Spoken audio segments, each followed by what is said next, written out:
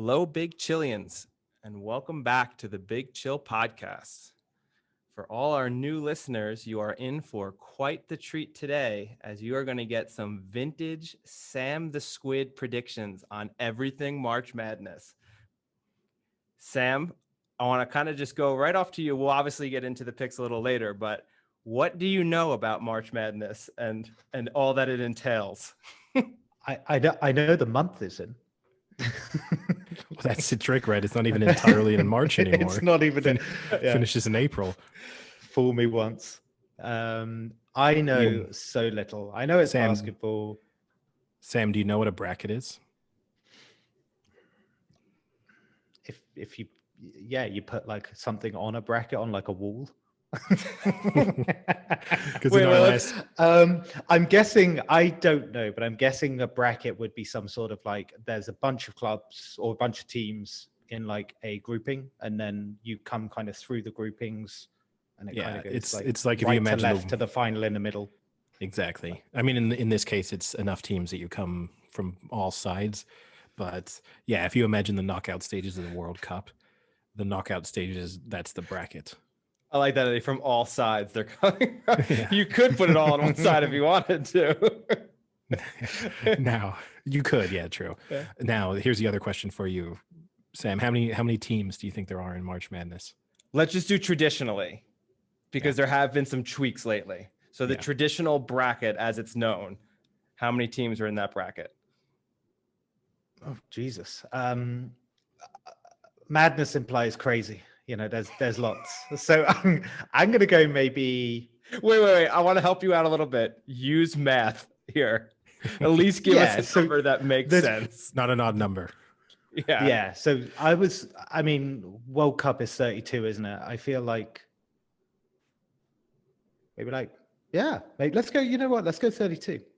I thought you were going to get there. It's 64. I thought you were going to. I thought. I was tempted to double up. But now here's the thing for new listeners. This might sound as if you're about to get no real information, nothing of value from the podcast, but that is just to convey how little Sam knows about what he's about to select. Now, traditionally, we've called him Sam the Squid because he has had a habit of having good picks in areas where he has no knowledge. So to give a little bit of background, last year he picked the Miami Heat to make it all the way to the NBA Finals on the back of nothing.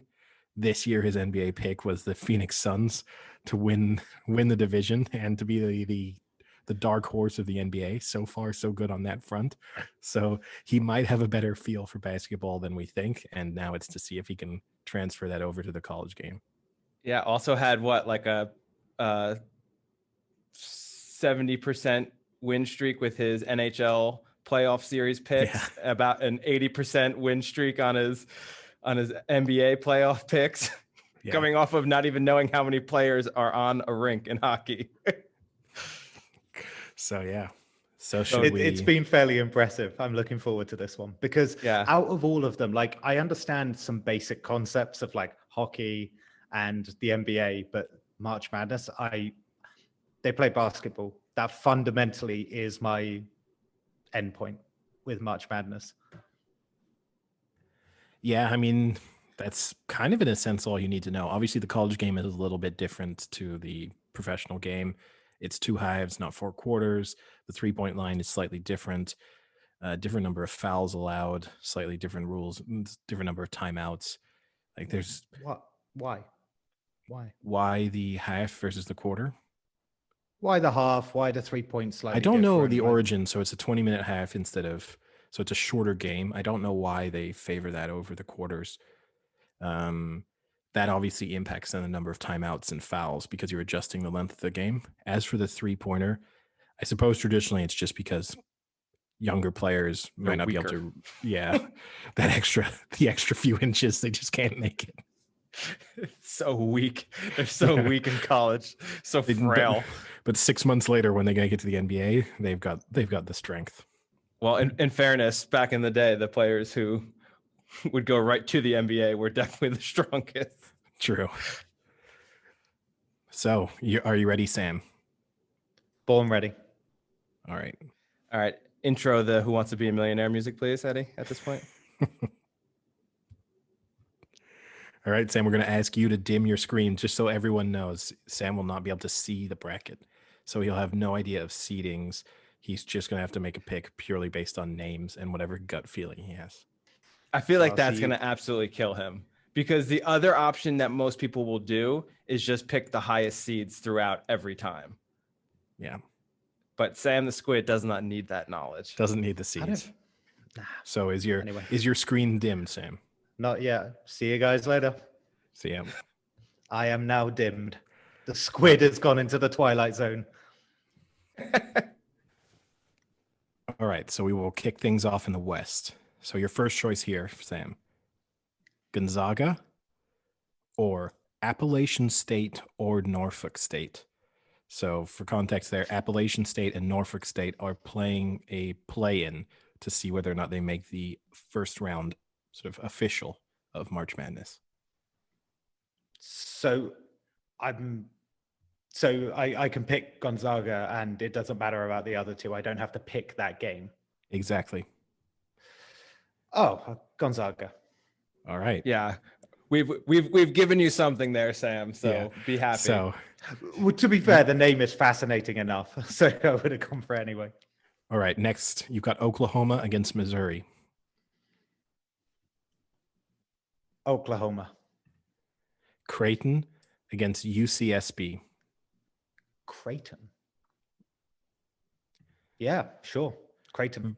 Virginia against Ohio. Now that's not the University of that's not Ohio State. That is Ohio. I don't get that. Okay.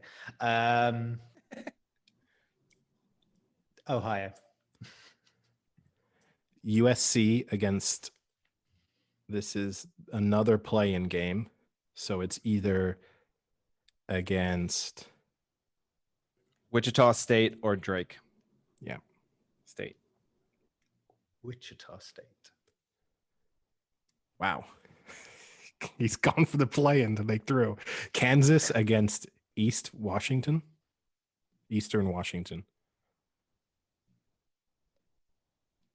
Kansas.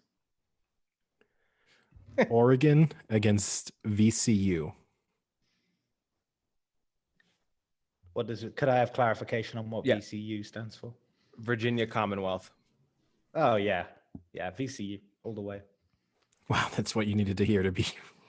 All right. No, he picked VCU. Oh, correct. Iowa against Grand Canyon. Is there anything in Grand Canyon? A big crater. Yeah. There's a school in the Grand Canyon. And 5 people. I'm going Iowa. Grand Canyon has no one living it. That's a trick one. All right, Frank, I'll give you that. Should he pick out this side of the bracket or should I go? Yeah. Okay. So Gonzaga against Oklahoma. So this is the next round. Oh, okay. Gonzaga. They're my team. Creighton against Ohio. Do you know where Gonzaga is? Wait, do you know where Gonzaga is? No. Where is it? Just make a pick. Spokane, Washington. Okay. Creighton against Ohio. Creighton. You have Wichita State playing Kansas.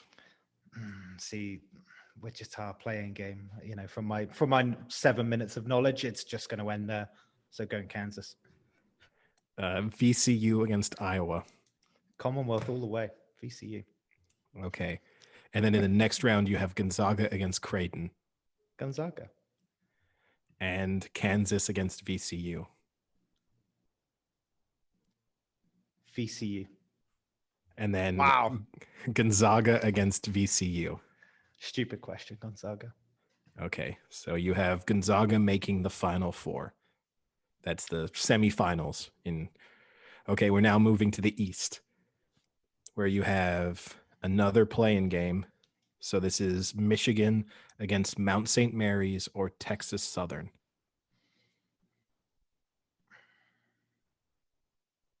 Michigan.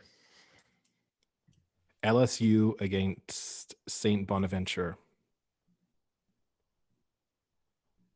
St. Bonaventure. Colorado against Georgetown.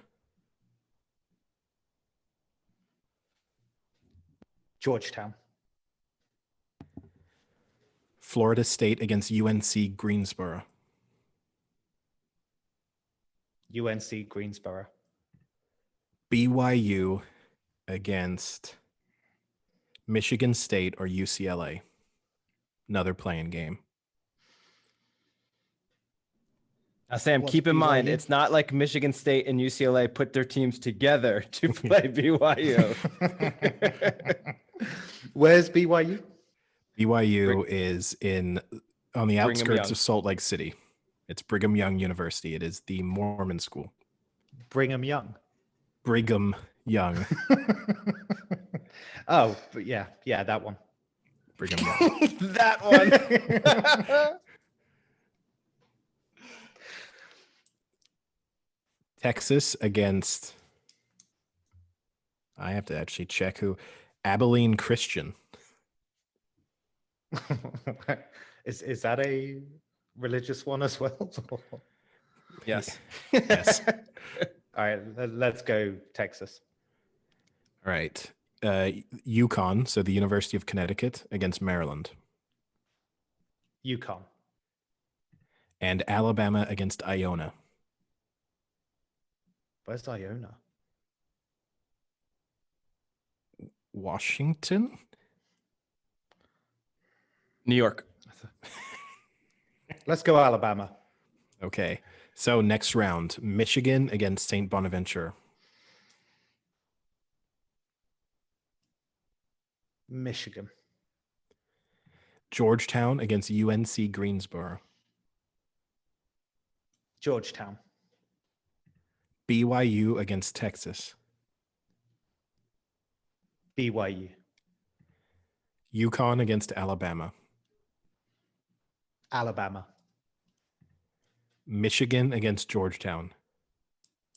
Michigan. BYU against Alabama. Alabama. And then Michigan against Alabama. Michigan and my team. Okay, Gonzaga. So you're gonna have a tricky one now because you keep saying it's my team. You have Gonzaga playing Michigan in the Final Four. Tie. Not an option. Gonzaga. Okay, so you have Gonzaga making the final.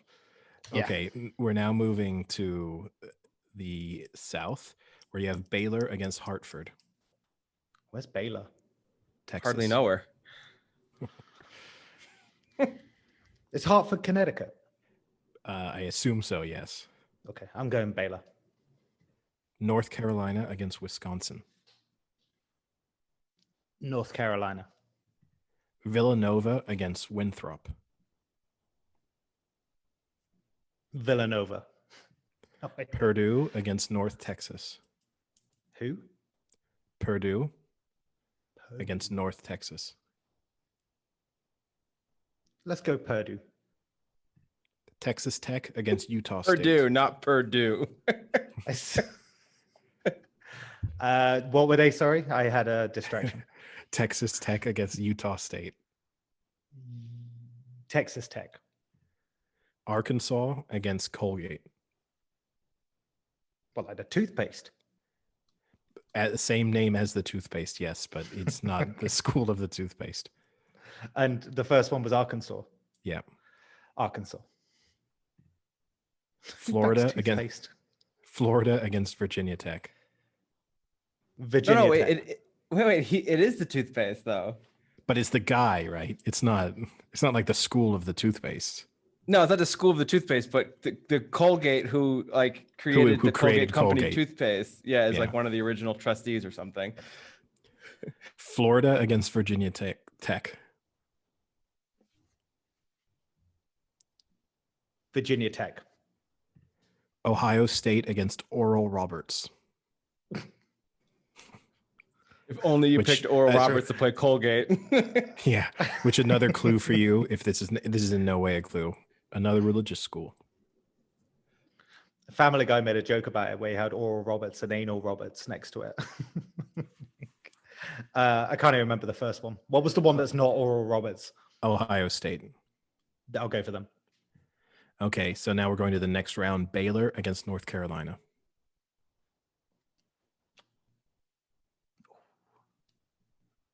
Baylor. Villanova against Purdue.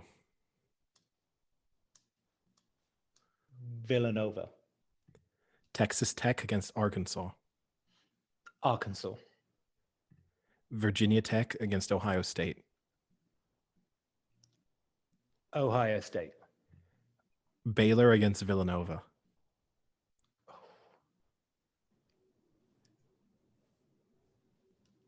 Baylor. We used to call them Villanova. Arkansas against Ohio State. Arkansas. And then Baylor against Arkansas. Ooh.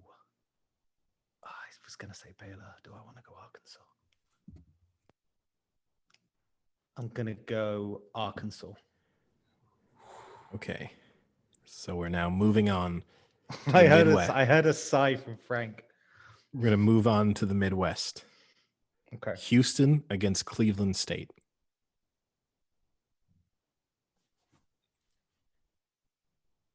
Cleveland State.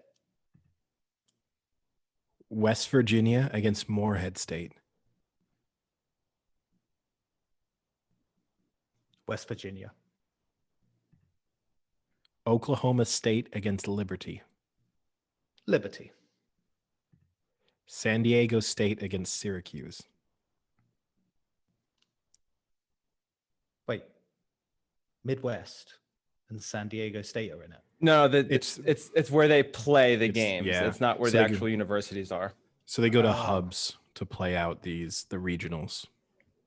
I see. And who were they again? San Diego State and Syracuse. San Diego State. Illinois against Drexel. Drexel? Where's Drexel?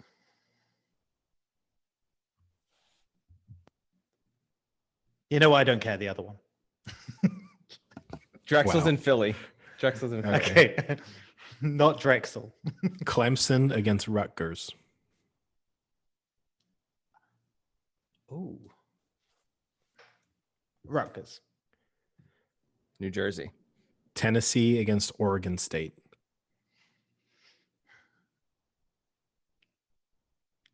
Tennessee. Loyola College against Georgia Tech. Georgia Tech. Illinois against Georgia Tech. This is the next round now. Oh, yeah, I was going to say, okay. Illinois? Yeah, Illinois. Tennessee against Liberty. Liberty. Ooh. San Diego State, West Virginia. San Diego State. Rutgers, Cleveland State. Rutgers. San Diego State, Rutgers. Rutgers. Illinois, Liberty.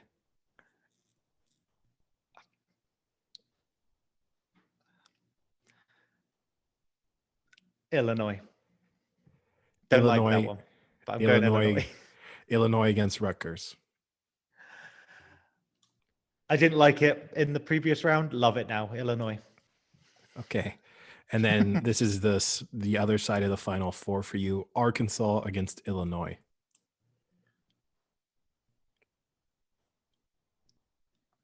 Illinois. Okay. So you have then the championship game is Gonzaga against Illinois. Who do you have winning? Gonzaga. And as a tiebreaker, what do you think the score is going to be? So it's two halves. How long are the games? Are they the same length as a usual game? They are 8 minutes shorter than an NBA game. So nearly 20% shorter, I guess. 92-85. That is a high scoring. That could break a record. Can I change it then? No. That is one hell of a game. Well, you see, it's only 8 minutes. I didn't think it was going to equate to like an extra, because you see in the NBA, the games go over 100, a fair amount. Yeah.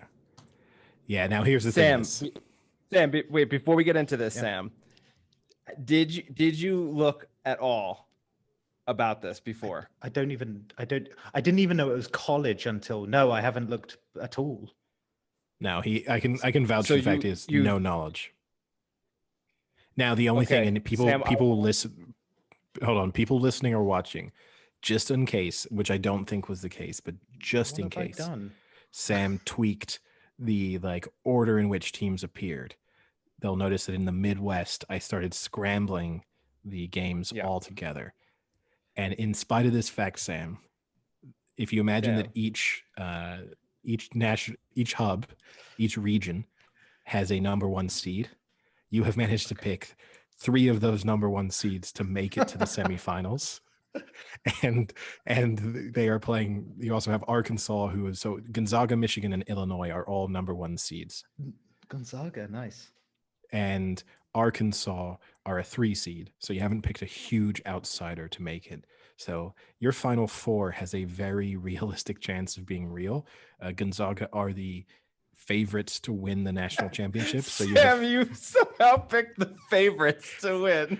Now, the only thing I will say is the only way, and I don't think again that this is registered with you, but if you remember my 2021 predictions, my prediction was Gonzaga to win the national championship was one of those.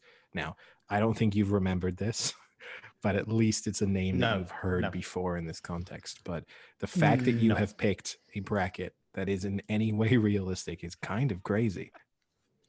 Sam, honestly, this bracket might win. Let me put it out this way. You have Gonzaga to win. They are right now 2-1 favorites to win it all, which in a tournament of 64 teams is pretty crazy. That's undefeated. You then have I was going to say, how good were they in the regular season? You have Michigan in the Final Four. They are a 6-1 third favorite. You have Illinois also making the championship. They're the 7-1 fourth favorite. You have picked 3 out of the top 4 favorites to make it to the finals. That doesn't mean this is going to happen at all. But the pure fact that you've somehow managed to pick the right teams to be in the right position is absolutely astonishing. Yeah, and you only picked a few very surprising. And you even had Baylor go to the Elite 8, which is pretty good because you'll get a lot of points if they actually do make it, even if they make it to the Final Four. And Georgetown, very good. No, but Baylor's second favorite to win. Yeah. So you didn't have them going out in the first round. And you have Georgetown, for example, who are a very popular dark horse pick with people because they're coming into this tournament very hot. You have them making the Elite 8. So, you kind of got a few picks that even I think smart people would make. You don't have any incredible. The only time that you've picked a real upset is Cleveland State to beat Houston, which is a 15 seed against a 2 seed. That would be pretty surprising. But then you immediately bailed on Cleveland State. So even if they did I have them losing to? Rutgers. So it doesn't hurt you too badly. If Rutgers make it to the Elite 8 as you've planned. You have Rutgers making the Elite 8. You have Georgetown making the Sweet 16. If you have Rutgers making the Elite 8, then you've nailed. You have a chance of having a very competitive bracket. You don't need anything crazy to happen. If anything, you've probably picked the right number of kind of upset picks at different moments because it's never just going to go chalk. So you do have a nice mix of sort of 10 seeds or 11 seeds winning the odd game. It's a pretty nice looking bracket. I mean, the issue I have, Sam, actually, is that it's so nice looking of a bracket, it makes it seem like we're just fucking with people. Yes. Yeah. And let me be clear, we are not. Does it vary with what you guys would have had then? Is there I know Eddie's just said about Gonzaga, but Frank, does it? Because I can't even see my screen at the moment. Mine was going to be Gonzaga versus Baylor. Oh, yeah, Gonzaga winning. Okay, you can turn your screen on now. Oh, this is cool. Yeah, so 92-85. Okay. So I'm going to be picking Gonzaga to win it all. So in that sense, it's a big chill clean sweep. Not that it's a super original pick, right? And my national championship game is going to be Gonzaga against Baylor. But yeah, that's mine too. So we're going to have some disagreement, but not a ton. So it's going to be a close. And so we should say at this point, I'm obviously going to submit this. I'm going to create a bracket. Oh, we'll have to sign in. We'll log in. We'll sign you up for your own account here, Sam, so you can follow it yourself. So I'll do that when I'm not sharing my screen so that everyone can't see all your personal details. But afterwards, I guess if anyone listening wants to join and compete against Sam the Squid's bracket, you can look us up on Instagram or on Twitter, and we'll share the details there. So just search for the Big Chill Podcast on Instagram or Twitter, and who knows, maybe we'll share some details. Maybe we'll throw a nice little first prize in there if for the bracket challenge. Sam, I am still in shock. Even me, even as a non-listener host of the podcast, I still don't believe that wasn't. Well, there was some moments in it where I just heard you like sighing and saying like "ooh," and every time I just saw it was the bad pick, or like maybe like I was teetering between like first and last seed or whatever, and I went the wrong way. That's kind of what I felt. So, yeah. Could you imagine a perfect bracket? I had to try very hard at moments to not give a reaction, which I failed at times, but I had to try like when you had when you early on decided that Gonzaga was your team, for example. It was like, oh God. I was like, at this point, he's going to pick Gonzaga to win it all, which if anything else, no matter what else he picks, his bracket looks respectable just from that one kind of fact alone. And then when you then picked another one seed as like your team in that region. Yeah, that was amazing. Wow. Okay. Oh, man. And I think anyone listening who's skeptical anyway, if you just even, not that Sam did any research, even if you were kind of familiar with college basketball, just off the top of your head, without looking at a bracket, making picks like that in any way followed seeding would be a challenge for most people. Legitimately, if you made me make picks now without the bracket in front of me and the seeding in front of me, there would be a lot of times when a team is a 5 seed, but in my mind, I might think they're like a 9 seed. So, it's, even if you had knowledge, that would be relatively impressive. The fact that you have absolutely none makes it crazy that you've picked anything that resembles a respectable bracket. Who are like the worst teams? Are they? So I guess the question would be like, are the bottom seeds always the worst, or is there some like weird thing with the seeding where actually the lowest seed team can actually not be bad? They just had like a bad run of games or something like that. So for the most part, the lowest seeds are always the worst. So the way it works is there's a bunch of conferences, and then if you win your conference, you're automatically like make it to the tournament. But a lot of the conferences are super shitty. So you could be like a crappy team that wins your conference and you make it. But then once they have all the teams that are going to make the bracket, then they seed them. So even though they like won their conference to make it, they could still be like one of the last seeds in it. And for context, right, a 1 seed has only lost to a 16 seed once in the history of March Madness. So, oh wow, I think it's 139-1, I believe. So it could have been a real like snowball problem with that, because if you had picked a 16 seed at the start, then you've got them kind of polluting your. If you had picked a 16 bracket. seed or even a 15 seed to win a couple of rounds, it would have basically destroyed your bracket. Your 15 seed beating a 2 seed is probably one wrong, but you have them going out the next round, so it's not a killer. But if you would have picked a 16 seed making the Final Four, your bracket would have been terrible, probably, even if you'd picked Gonzaga winning it, but you'd had a 16 seed playing them in the national championship game, then your bracket's destroyed just by that fact. Yeah. And the number 1 seed has won 22 of the 35 tournaments, the last 35 tournaments, including the last 3 years. And they're all live. So there's like 4 games a day, one after the other? No. Or... The first round is played over 2 days. So wow, it's constant. Yeah, it's constant. They have it it's a lot of basketball. They have it set up so basically you have the final like 4 or 5 minutes of games basically constantly. So they're all staggered so that basically after the first couple of games tip off, you get into a mode where you're just watching the end of games for hours.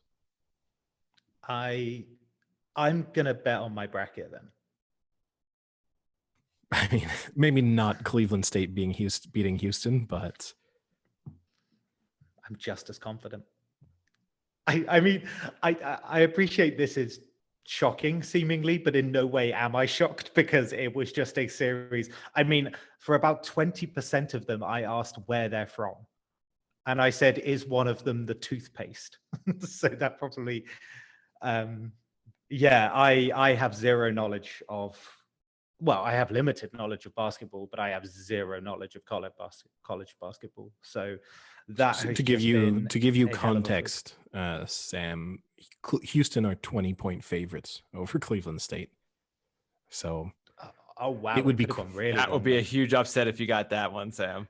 Yeah, it would be. I'll take the plus 20. Yeah, I mean that's how I'll cover. They are 1-30 to win that game.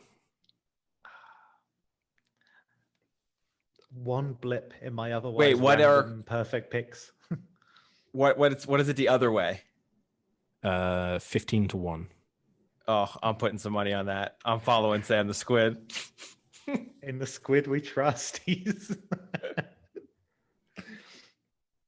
nice. I'm glad I was competitive because that could have just been an easy blowout by the sounds of it. I could have gone with 4 16 seeds and the whole thing's a joke. Yeah, it could have produced such a bad bracket that it would have been horrific for anyone to listen to, and also the prospect of anyone joining it to try and beat you would have been pointless because they would have just known they would have beaten you after round 1. Now anyone trying to beat you, I think, at least knows that they got to pick a pretty accurate bracket probably, and they are going to beat you in the like Sweet 16, Elite 8, Final 4 stage of the competition. What are we saying then? For everyone that beats me, we will give them the value of an order of calamari. That's actually pretty generous. If you get beaten by like 1,000 people, you bankrupt the podcast. Granted, if we have 1,000 people enter it, then maybe they won't bankrupt us. But no, we'll work something out. We'll see how many people sign up, and then we'll throw a first prize in there for someone. Frank can pick it, so it's inevitably Duke cursed. Maybe the first bit of Sam the Squid merch. Beat the Squid. Yeah. Yeah, you can get a t-shirt that says I beat the Squid.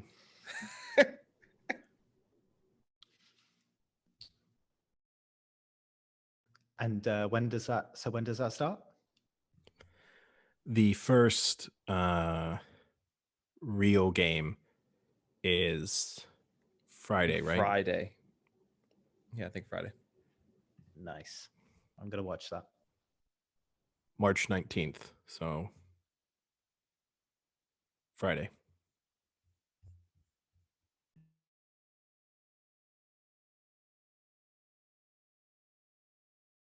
Oh, look how pleased he is.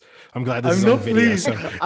I legitimately thought that everything had gone wrong with Frank's reactions. Like the way I was interpreting him was like, this is all over. All right. I tried to be consistent in my reactions to throw you off.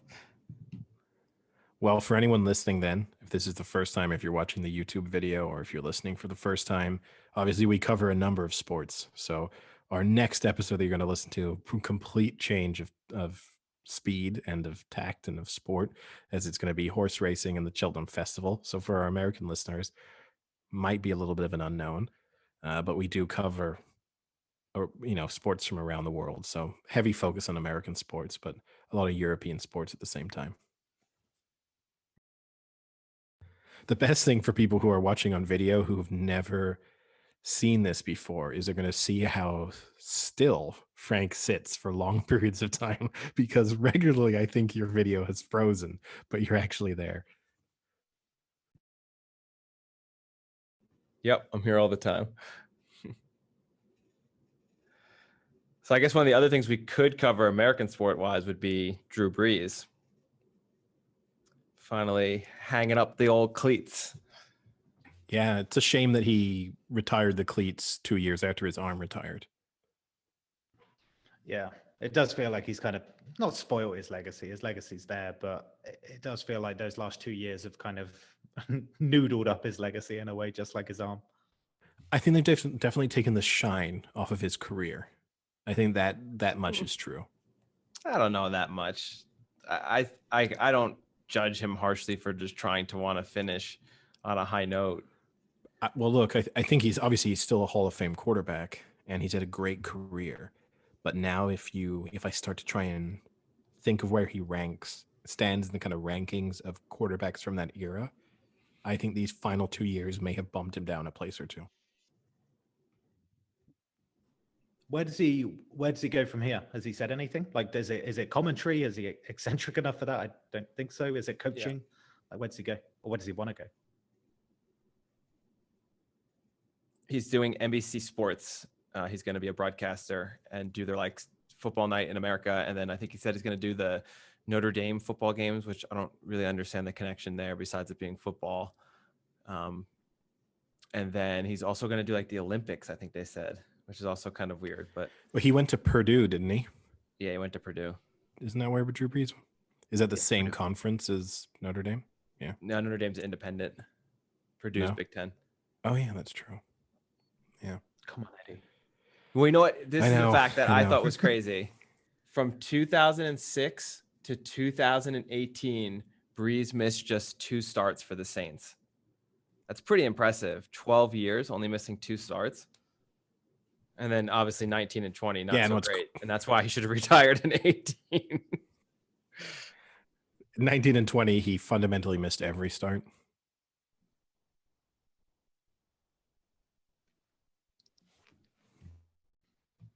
Seven times leading the league in passing, 5 times eclipsing 5,000 yards, and 10 times throwing 30 touchdowns.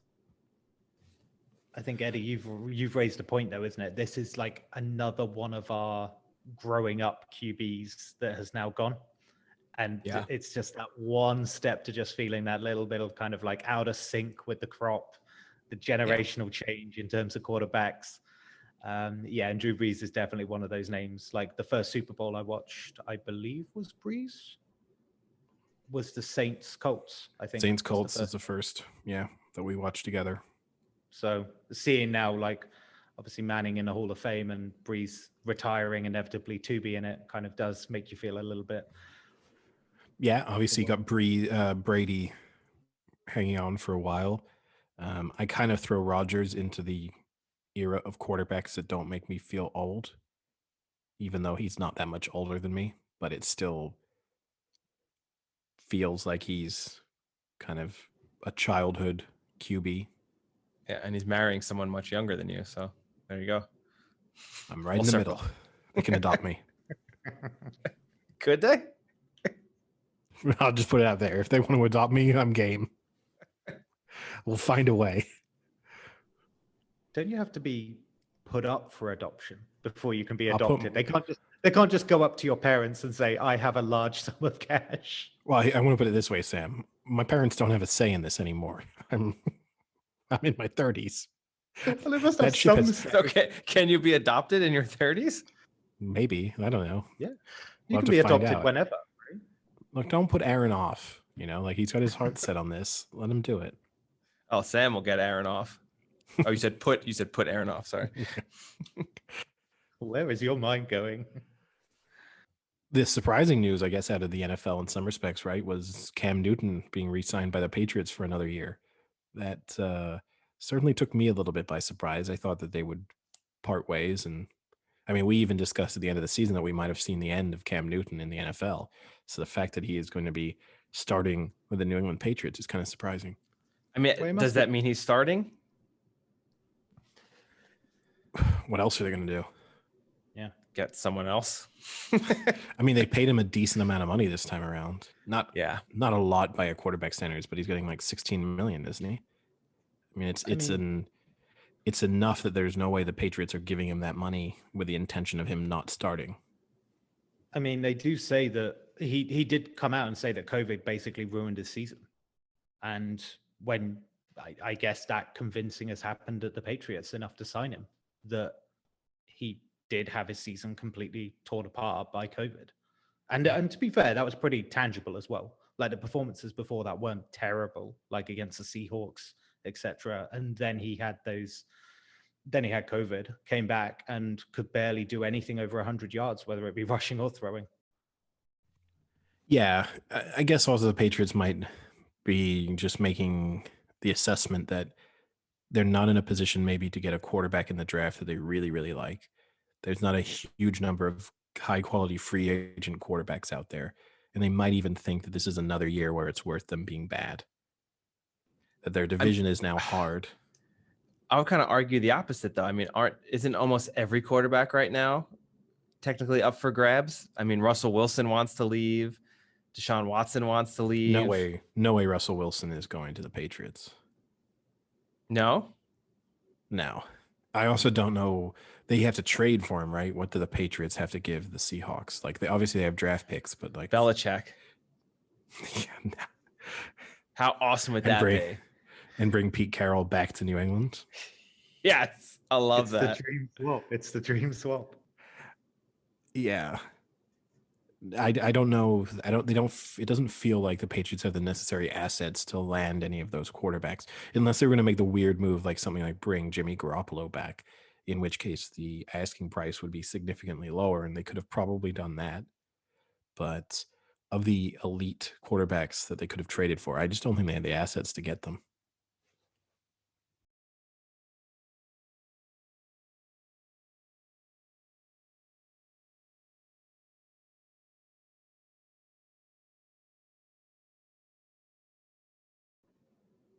So what are your guys' plans for St. Patrick's Day?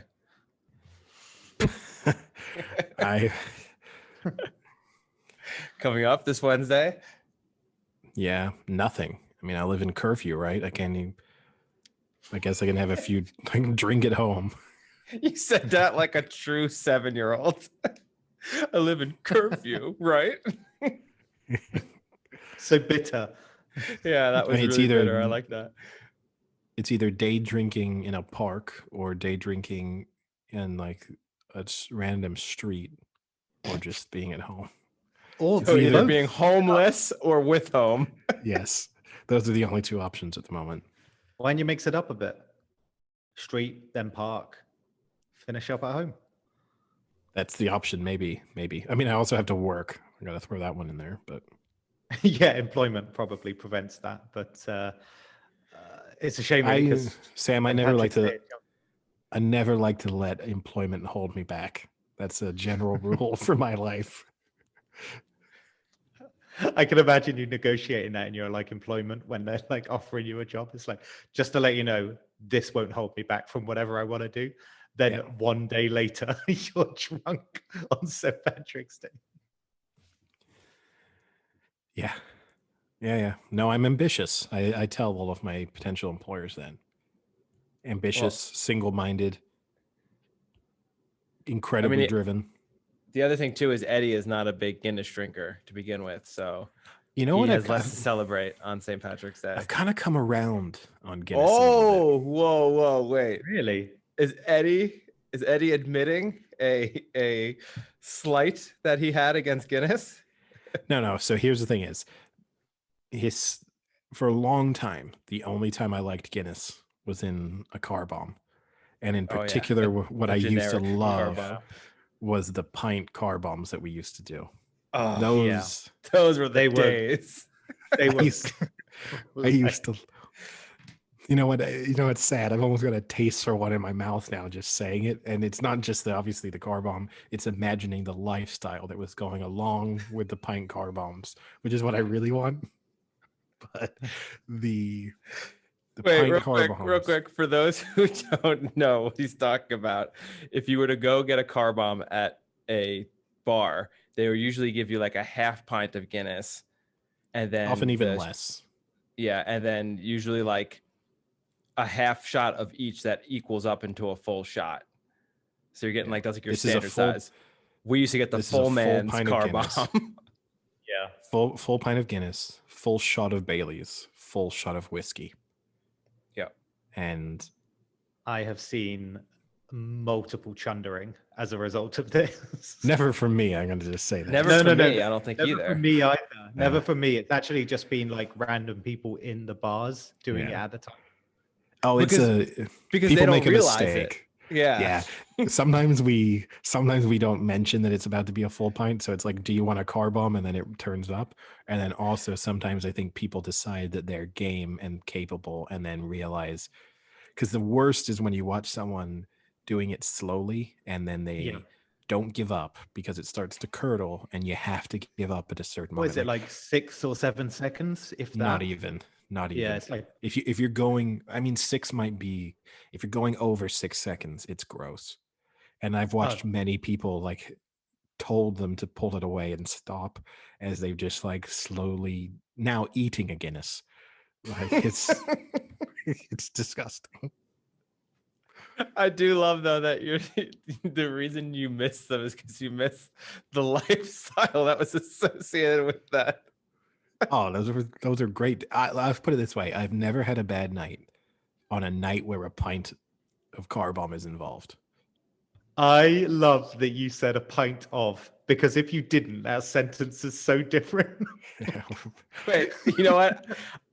I have a terrible memory, but I do have a vivid memory of a St. Patrick's Day night out when Eddie ripped my shirt off in the bar. And they had to give me a Guinness staff shirt to wear because I had no shirt because Eddie had literally ripped the shirt off of my body. Why did you do it? I remember I was encouraged to do it. I can't remember exactly why. But yeah, full on ripped it off. Great. That was a great night. That was a great night. That was a full car bomb night. Yeah, that was multiple full car bombs. That was maybe my best ever St. Patrick's. I feel like we're treading on eggshells here. No, nothing. My best Friday nights have car bombs in. My best Irish celebration was car bomb. Not yeah. Look, it's politically incorrect to have the name car bomb, but we say generic car bombs. But it has the name. That is the name, right? I wouldn't go into an Irish pub and order a car bomb, but it is what it is. I'll never forget when Irish Dave got upset with us when we used to call them Irish car bombs. He did not like that. That's when we started calling them generic bombs. We even took car out of it just to be safe. But yeah. Tell you what, first day back from lockdown, it's car bombs. Again, that just sounds. If the police get this out of context, like that's going to be a fantastic sentence. Now, I'm not talking half car bombs. We're talking full size car bombs. Maybe, tell you what, maybe Thursday. Maybe I go to the store, buy myself some Guinness, get some Bailey's, get some whiskey, and maybe I kick the podcast off by just downing maybe them. we do big chill car bombs. Yeah, this might be. But St. Patrick's Day is Wednesday. Yeah, but you get a grace period. Okay. Or he's still drinking. Yeah. Or I've had a disastrous third day at Cheltenham and it's necessary. Tell you what, looking at the day, a lot of people could have a disastrous third day. It's not. And obviously that's the thing too, right? The Guinness Village is one of the feature sort of events almost of the Cheltenham festival traditionally. It's amazing. St. Patrick's Day at Cheltenham is a fantastic atmosphere, but that Guinness Village is destroyed. Now, will they provide generic bombs on St. Patrick's Day in the Guinness Village? Do you think you can get them? I would guess no. You could ask for the components. Yeah, we'd have to ask for the components. But if you you get flagged if you do that, though. That's like when you go to a store and buy like multiple gallons of bleach. It gets like suspicious. They pull you aside. We know what you're trying to build here. Sorry, we're not selling you a shot of whiskey, a shot of Bailey's, and your Guinness. You're gonna have to knock one of those ingredients out. It's a great experience, though. I thoroughly recommend it if you guys can ever get to Cheltenham. Not this year, but next year. I think I'm going to go next year. This lockdown and just kind of the prep putting in for these races this year has made me really want to go now. Well, we can plan on it. Maybe do a live podcast from the Guinness Village. Ooh, that would be good. We have been kicked out of the Guinness Village for asking for car bombs and shouting, "Who has a car bomb? Who wants a car bomb?" Can be our first viral video. So on that note, should we do the official switch over from American sports to Cheltenham previews and look ahead to day 3 and day 4 of the Cheltenham Festival? Let's do it. Our US listeners can switch off now. Good night. It's been great.